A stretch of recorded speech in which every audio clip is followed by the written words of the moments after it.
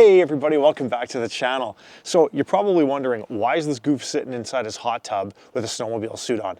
I promise we're gonna get right into that, but first I just want to take an opportunity to thank the 275 people who took the time to click that subscribe button. It means a lot to me and it does amazing things for the channel, so thank you so much for the support, folks. I really appreciate that.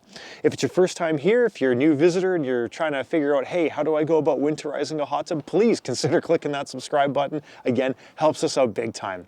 So let's get into it.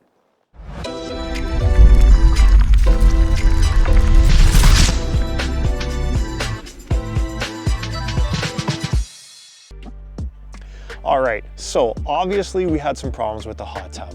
I had to go and do an emergency winterization in it, and that's gonna be the topic of today's video. If you find yourself in a situation where you're in a power outage, the polar vortex hits you, your hot tub breaks and you've got to get the water out, that's gonna be the aim and the intent of this video here.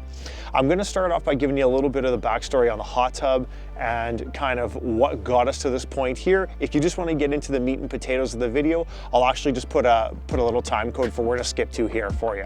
Okay, so we've had this hot tub for just over 10 years already. It's a Sweetwater Spa Bahia. It's been a great hot tub. Interesting story. We got this hot tub used actually, and it was through my wife's uncle, as a matter of fact. And long story short, when we got the tub, we had just finished redoing our deck, and there was a problem with the tub at the time. Apparently the person who looked at it last thought it was a circuit board that went. So we did some research online, found, replacement circuit board for this thing was around $300 or $400, looked relatively easy to change. So we said, sure, let's grab the tub. Once we got it in, I put down some cement pads, leveled out the ground for it and everything like that, got the wiring set up to it, and just as I was about to go ahead and order the actual panel, I had someone mention to me, hey, did you test the board? Did you test the fuses and everything? And I thought, you know what, actually, I haven't, so did a little bit of research on my own and figured out how to actually do that. So went ahead and got a multimeter, started testing the fuses. Now visually, the fuses looked absolutely fine, okay? But sure enough, when I tested them with the probe, the first two fuses, I'd get a beep. The third one, even though it looked fine, no dice. And I thought, it can't be that simple, can it? Sure enough, it was. I went and I literally put a $2 fuse in this thing and boom, we were up and running and we had a hot tub, okay? Fast forward, that was in the springtime. Now fast forward to January of like 2011-ish, okay?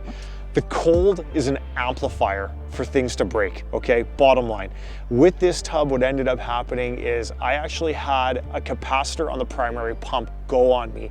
And again, this was on a super cold day. Now, here's the thing. If the tub goes down on you and it's really, really cold outside, provided your cover's in good shape and your tub's relatively well insulated, you're probably gonna be fine for 24 hours, 36 hours, somewhere in that ballpark, right? Think of this thing like a giant insulator, okay? As long as the lid's closed on it and it's in good shape, the tub shouldn't freeze. But the challenge is you've got to get that situation rectified and you've got to be able to get the thing back up and running. If you're in a situation where you can manage to circulate water through the pumps and the filters and the components and whatnot, again, moving water typically won't freeze up. Okay, in that situation, when the primary pump went out on me, it was I think it was the start capacitor that went on me. So what I did in that case is I knew the heater was working, everything else was alive, but I had to get water going through the system. So in a kind of a desperate attempt, I took a sump pump, okay, and I don't know if you guys can see it, but back there is where my filter would usually go, right in that space. So what I did was I pulled out the filter and then I took that sump pump and that output section on the sump pump, I just jammed it onto that outlet, and sure enough, boom, all of a sudden I could hear the primary pump kick in and I was back in business. It took it was able to get the tub, I think it ran for about 24 hours steady at that point to get my heat back up to about 104, okay? Now, at the time, I got super lucky because again, this was winter time. I was able to go ahead and we got a stretch where I think we were around +2, +3 degrees. I was able to get a replacement pump, pull the side off the tub, drain all the water out, and get that pump in place, and I was ready to go again, okay? So I mean, it's not impossible, but you need the weather to be able to work in your favor to do these sorts of things. Okay, so let's get to the point at hand here. The polar vortex hit us about a week and a half ago already, okay? Things are a little bit better outside already, as you guys can see, but again, what happened was we had just came back from holidays. We were about day 2 into the vortex. I had just put in a full day at work. I had some other extracurricular activities I had to take care of. I was super tired. It was about 10:30 at night. I was taking out my garbage and I thought to myself, this is weird. I haven't heard the hot tub kick in a while. Now, with that said, with a 5.3 cover, and I also went through the effort of putting some extra insulation around the shell, truth be told, in the wintertime, I really don't hear the tub kick in as much as it used to because it's really well insulated. So that also helps to save me a bit of money in the long term. So, you know, I shoveled a path back here to the tub, and I thought it was a bit strange because usually on top of the cover, if you get a little bit of snow, that seam where the two halves of the covers meet, usually that'll be melted out, okay? Even if your cover's in really good shape, you're still gonna get a little bit of heat loss from that mechanical joint there. And when I looked at the tub, I just saw one level layer of snow, and I thought, okay. I mean, I did repair the cores on here, so maybe I made it, you know, better than new. But no, that definitely wasn't the case. So what I did was I shoveled off the cover, brushed it off, and I opened up the lid. Now on this particular tub, there's a display panel that's always lit up red. Sure enough, when I lifted the cover, I looked at the display panel, nothing, no display. And I thought, oh boy, here we go. You gotta remember, breakers don't just trip. There's usually something that causes the breaker to trip, okay? Usually it could be a problem with the heater, it could be the GFCI pops, it could be a faulty pump. It's usually gonna be something along those lines.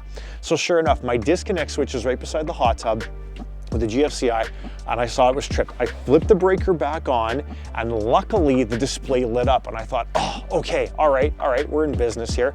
And the other thing too is when I flipped that lid, I was already seeing some ice forming around the very top. It wasn't an ice cube by any means, but I had some frost build up around the top edges, and I could tell that, yeah, the power had to have been off of this thing for probably at least a good 24 hours, if not longer, maybe 36 in some cases.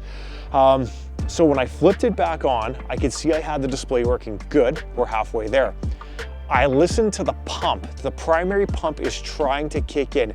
And to me, it sounds like I have a pool pump. And when my pool pump was starting to die, you'll hear kind of like that thermal overload protect. You'll hear like a buzzing, like a and then it kicks off, cools down, tries to start again.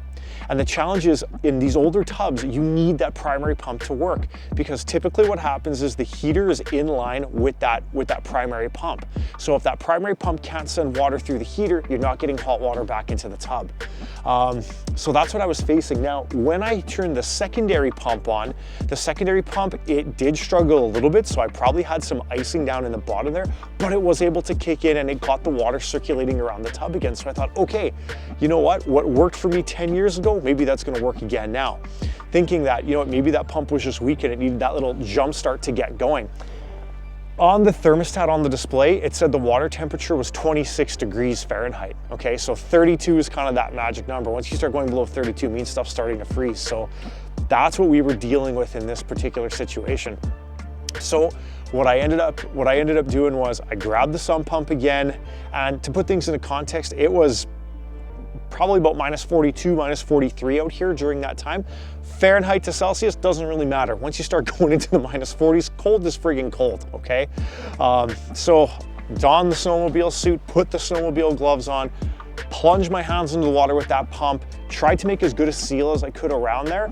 And again, I tried to also time it with when I would hear the pump kicking in to give it a fighting chance. And no matter what I did, I could not get that primary pump to kick in.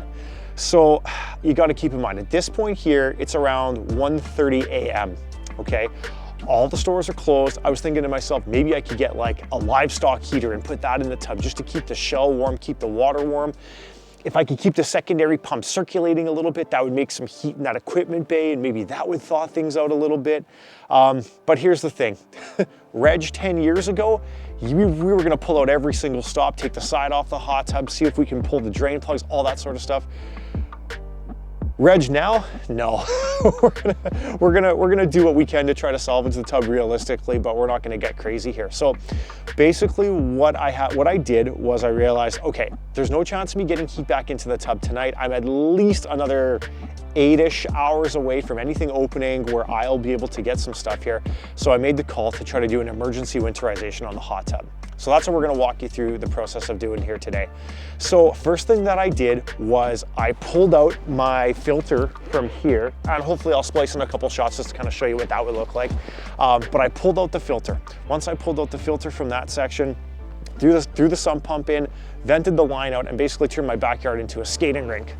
So once I had the water out of the tub, the next tool that I used was my shop vac. And basically what I did is I went around to every single one of the jets in the hot tub with my shop vac, and I tried to evacuate as much water as I could. Now, when we're talking about working in the temperatures that we were having, as I'm suctioning out all of the jets, I'm suctioning out the filter lines, all these returns in the bottom of the tub here.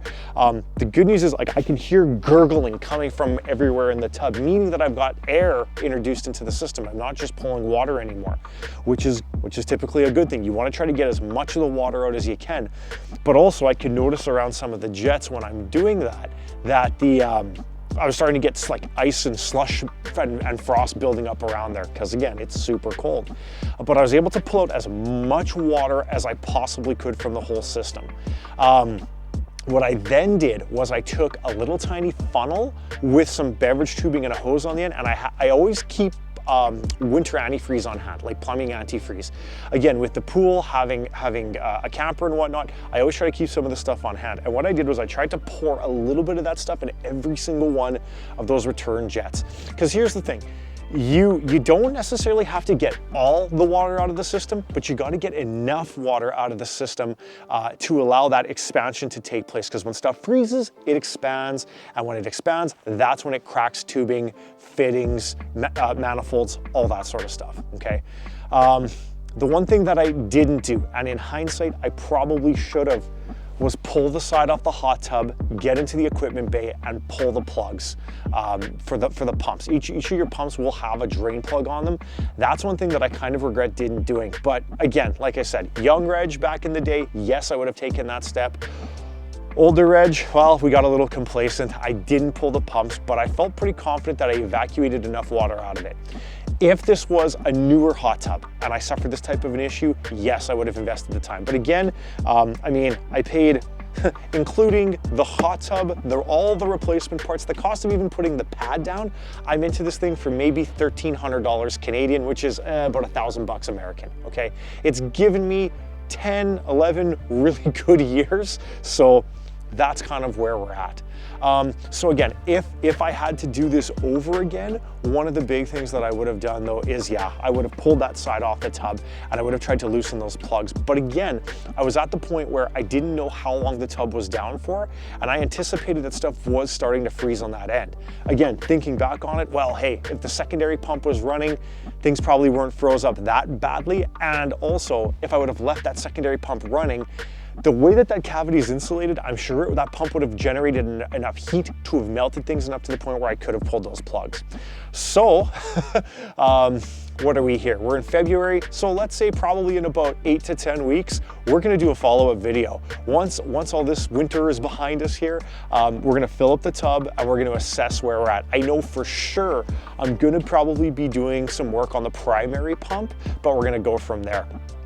Again, if you've got a newer hot tub, you know, they're just a little bit better designed. For instance, you're gonna have blade valves where your pumps are. So if you ever had to isolate a pump when there's water in the tub, you can do that.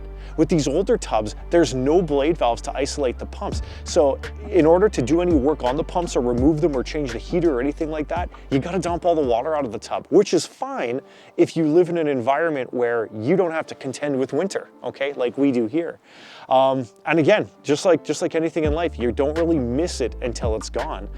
I've recently really got back into running again, and I used to joke around that back in the day, this thing was my fountain of youth. It helped keep me me limber, helped keep me flexible. It was great after a workout, after the gym, after any activities like that, just come and relax back here. So again, just something to keep in mind. So folks, again, I hope that this, you know, maybe a little bit of a cautionary tale, but it might help you out again if you ever find yourself encountering a similar situation. So again, folks, you know, please consider hitting that like button and that subscribe if it was helpful, and we'll catch you in the next one. Bye for now.